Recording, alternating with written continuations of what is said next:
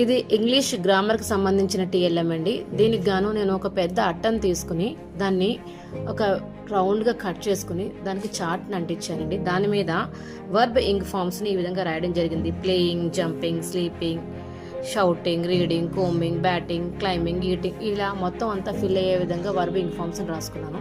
తర్వాత దానికన్నా చిన్న సర్కిల్ని, ఒక కలర్ పేపర్ని తీసుకుని దాని మీద helping verbs is, am, are అనే హెల్పింగ్ వర్బ్స్ని రాయడం జరిగింది. తర్వాత సబ్జెక్టులని, సింగులర్ సబ్జెక్టు, ప్లూరల్ సబ్జెక్టు మరొక చిన్న సర్కిల్ మీద రాయడం జరిగింది. I, he, she, you, they, మళ్ళీ నేమ్స్ కూడా ఇవ్వడం జరిగింది. తర్వాత ఈ విధంగా ఇవ్వడం చేసిన తర్వాత దీని సాయంతో వాళ్ళు సెంటెన్స్ తయారు చేయగలుగుతారు. అంటే సింగులర్ వచ్చినప్పుడు ఏ హెల్పింగ్ వర్బ్ వాడాలి, ప్లూరల్ వచ్చినప్పుడు ఏ హెల్పింగ్ వర్బ్ వాడాలి అనేది తెలుసుకోవడం కోసం ఈ టీఎల్ఎం చేయడం జరిగిందండి.